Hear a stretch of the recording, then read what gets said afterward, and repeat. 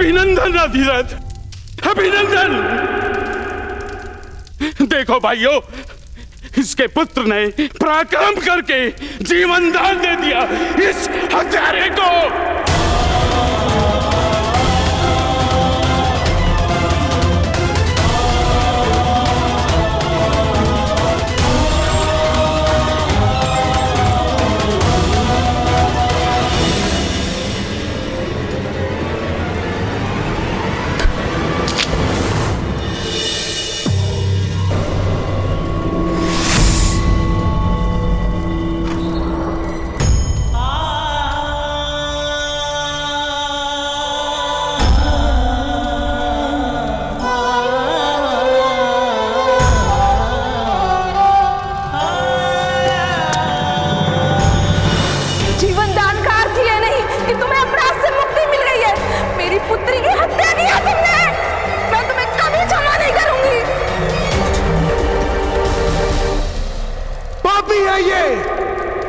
अपराधी है। सूद समाज के नाम पे लांछन लगाया है इसने।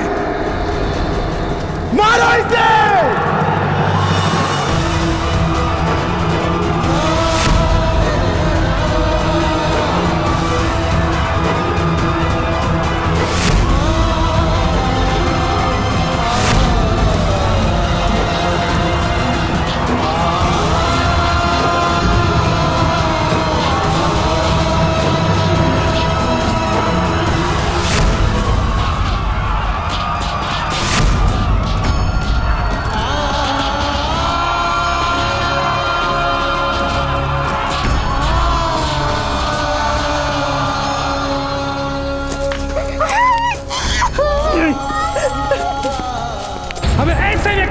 समाज में नहीं रहना है। जा भाई जा, अपने परिवार को लेकर कहीं और चला जा।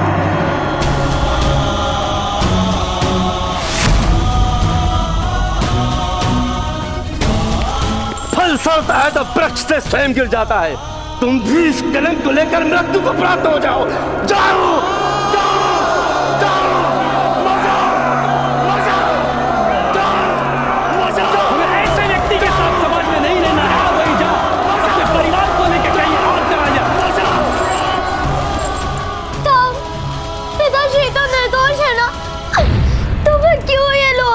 क्योंकि निर्दोषता सिद्ध करनी होती है पुत्रकर्ण। खोया हुआ सम्मान और कटा हुआ मस्तक फिर से प्राप्त नहीं होता।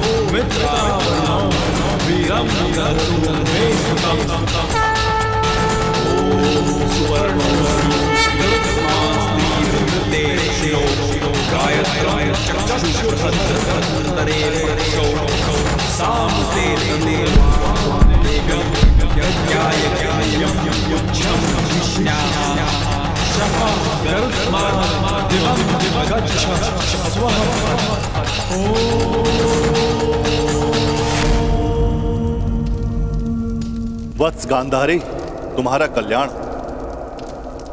शीघ्र ही भगवान शिव का वरदान सफल होगा। 100 पुत्रों के कलनाद से तुम्हारा भवन गूंज उठेगा। मैंने 101 घड़ों में 101 जीव स्थापित किए हैं। 101 महामुनि? तुम्हें एक कन्या प्राप्त करने की इच्छा थी ना वत्स गांधारी? महादेव ने तुम्हें 100 पुत्रों के साथ एक कन्या का भी दान दिया है। इन घड़ों में औषधि और तेल में सारे जीव आकार प्राप्त कर रहे हैं। समय अनुसार एक एक कर सबके जन्म होंगे।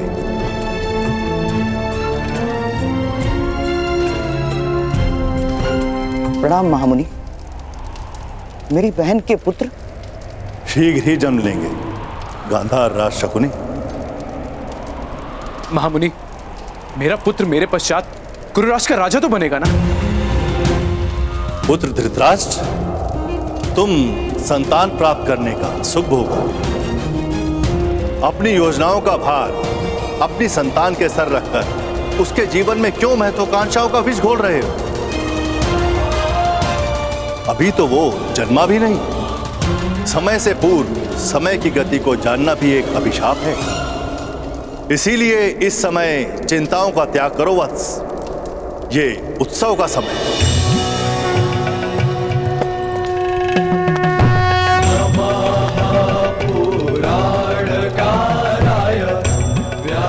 आपने मेरी संतानों को जीवन देकर मेरी श्रद्धा को जीवन दान दिया है। आपकी कृपा के इस ऋण से कैसे मुक्त हो पाऊंगी मैं? कृपा और ऋण, अगर कृपा का ऋण चढ़ता तो मनुष्य ईश्वर की कृपा के तले दबकर मर चुके होते। ऋण उपकार का चढ़ता है, कृपा का नहीं। तुम्हारे माथे पर यदि कोई ऋण है तो वो उस बालक का जो हमें यहां तक लेकर आया।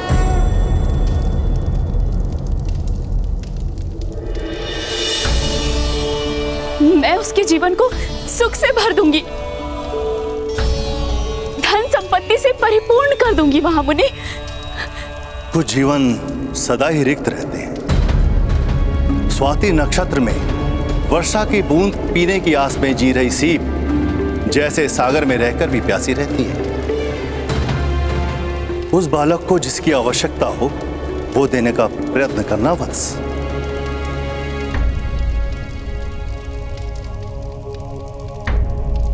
सैनिक, उस बालक और उसके पिता को राज्यसभा में प्रस्तुत किया जाए।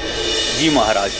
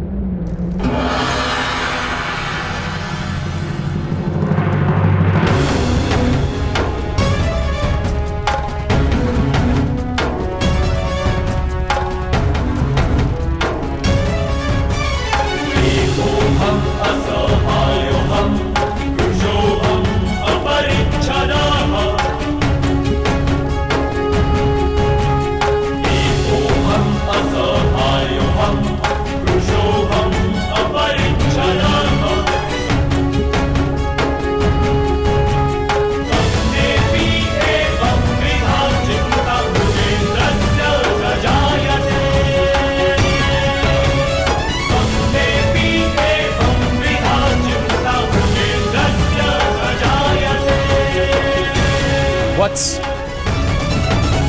मेरे निकट आओ।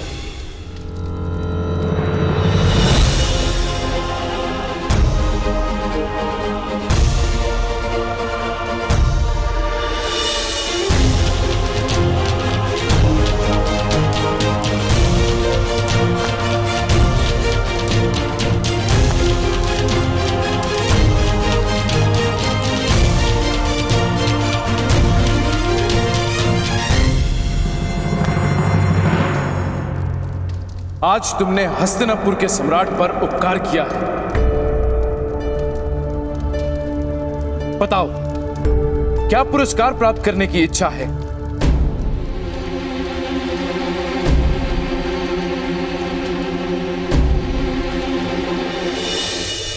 मेरे पिताश्री को मृत्युदंड दिया गया है महाराज। वत्स, मैं इसी क्षण तुम्हारे पिता के सभी अपराधों को क्षमा कर उन्हें मुक्त करता हूं।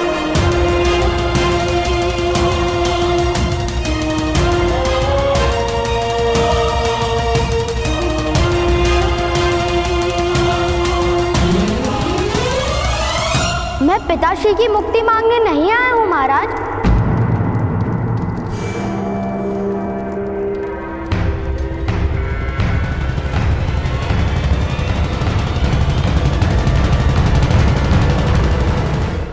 मुक्ति मुक्ति मांगने नहीं आए तो फिर क्या आशा है वत्स?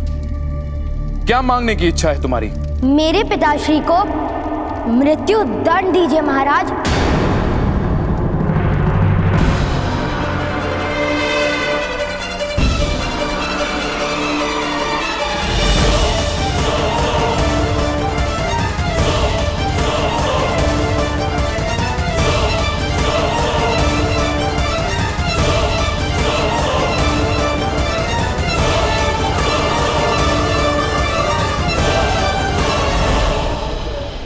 पुत्रकर, ये तुम क्या कह रहे हो? मृत्युदंड? अपने पिता की मृत्यु की कामना करते हो? नहीं, उनके सम्मान की कामना करता हूं। जब मैं महामुनि को लेने गया था तब मेरे हृदय में केवल मेरे पिताश्री के जीवन का महत्व था, किंतु आज समझ में आया कि सम्मान से रिक्त जीवन और जल से रिक्त पौधे एक समान होते हैं।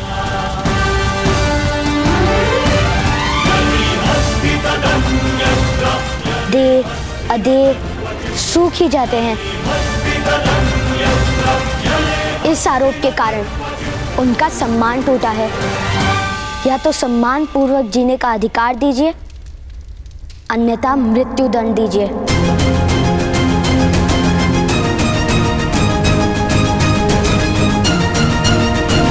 पुत्र, तुम अपने पिता से उनके जीवन का अधिकार छीन रहे हो।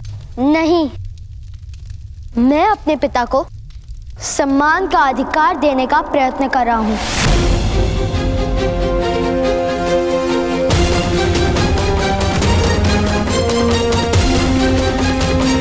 क्या तुमने अपने पिता से पूछा कि वो मृत्यु के लिए सज्ज हैं?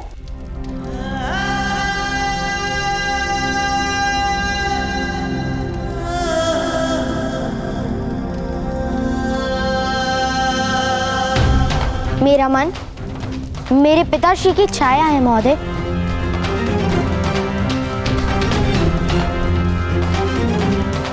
मैं अपने मन को प्रश्न करता हूं, तब उसका उत्तर मेरे पिताश्री देते हैं।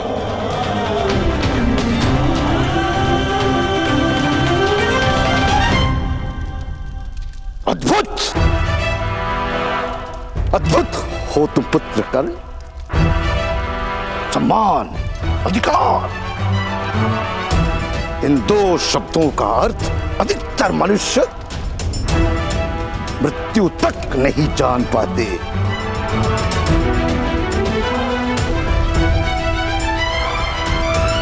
क्या आशा है बालक?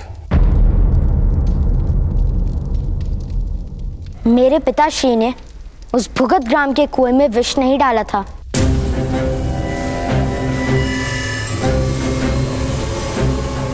और यदि डाला था तो समग्र समाज के सामने सिद्ध कीजिए कि मेरे पिताश्री ने अपराध किया है।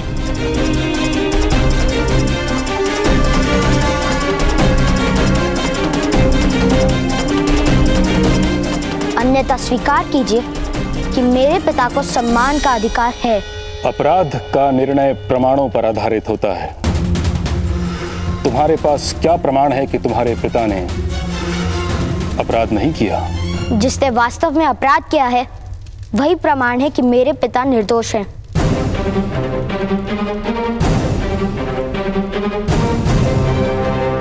कहां है वो व्यक्ति? उसे इस सभा में उपस्थित करो।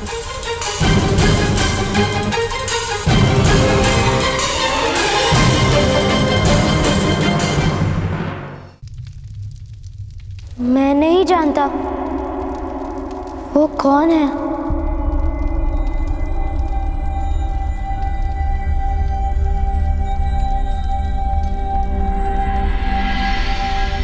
आप उसे ढूंढिए महोदय। मेरे ताऊ कहते हैं कि अपराधी को ढूंढकर उसे दंड देना राज्य का कर्तव्य होता है।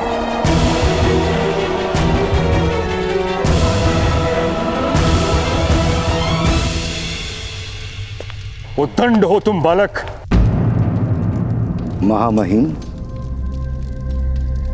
सत्य सदा उद्दंड ही होता है। असत्य को हाथ जोड़ने पड़ते हैं। जीवन दान मांग लो। अधिकार मांगोगे तो तुम्हारे पिता को अवश्य मृत्युदंड प्राप्त होगा।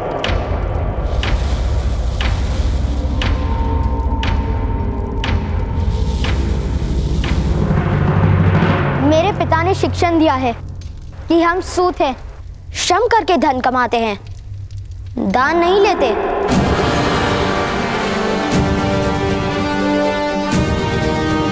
फिर उनके जीवन का दान किस प्रकार ले सकता हूं मैं?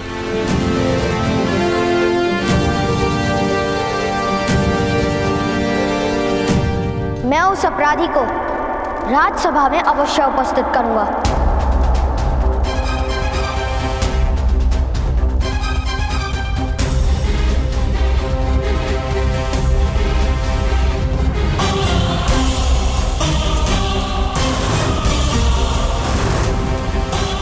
यदि नहीं कर पाए तो मृत्यु अवश्य प्राप्त होगी, फिर दया नहीं दिखाई जाएगी। अपराध सिद्ध हो ही नहीं सकता महोदय। मुझे मेरे पिताश्री पर पूर्ण विश्वास है।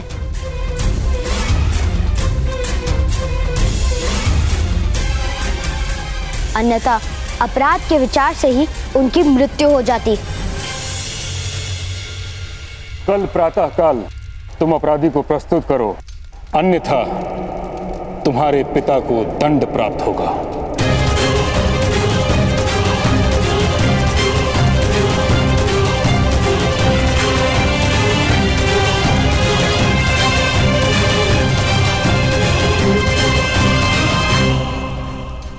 समय है, दान मांगो, अधिकार नहीं। मेरे ताऊ कहते हैं कि अधिकार तो ईश्वर देता है, मनुष्य तो केवल उसे स्वीकार करते हैं।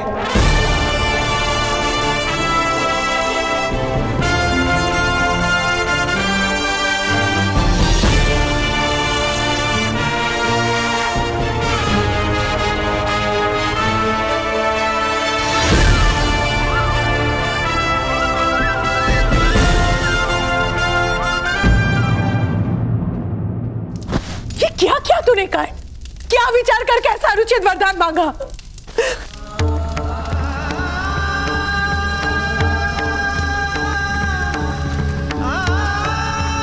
पिताश्री की आंखें सदा आकाश को देखती थी, भूमि पर गड़ी आंखें मैं नहीं देख पाया माता। ग्रामजनों के शब्दों से जब पिताश्री का अंतर जल रहा था तो मुझे ऐसा प्रतीत हुआ कि समग्र सृष्टि जल रही है। और इसलिए तुमने अपने पिता के लिए मृत्यु दंड मांग लिया? नहीं माता, भ्राताश्री ने सम्मान का अधिकार मांगा है। सम्मान का अधिकार मांगा है? मूर्ख हो तुम दोनों। अरे सूत है हम, कौन सा राजकुल में जन्मे हो जो सम्मान का अभ्यास जीवन भर किया होगा? न्याय मांगने चला, वो भी किससे? उन क्षत्रियों से, ऊंचे वर्ण के समाज से, अरे जो हमें क्षमा तक नहीं करते, उनसे न्याय मांगने चला। विशेले नाक से आलिंगन की आशा कौन करता है? कर, इस तरह तो तुमने जीते जी अपने पिता की चिता जला दी। चिता जला।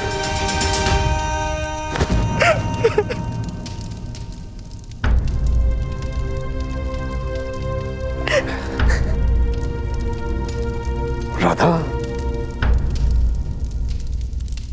वृक्ष को हठपूर्वक मोड़ कर रख दो तो कुछ काल पश्चात वो सीधा होना भूल जाता है। तुम्हारी स्थिति ऐसी ही है, हमारे समाज की स्थिति ऐसी है। हमें सम्मान और स्वतंत्रता का मूल्य ही अब समझ में नहीं आता। किसने मांगी स्वतंत्रता आपसे? किसे अपने जीवन से पीड़ा है? केवल आपको। जेठ जी, जिन्हें सुख के स्वप्न देखने में रुचि है, उनकी निद्रा तोड़ने का यज्ञ क्यों आरंभ किया आपने? और उस यज्ञ में मेरे आर्य की बलि क्यों देना चाहते हैं आप? नहीं माता, पिताश्री का बलिदान नहीं होगा। भ्राताश्री पे विश्वास रखिए।